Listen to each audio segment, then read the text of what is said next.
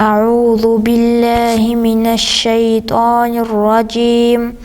بسم الله الرحمن الرحيم.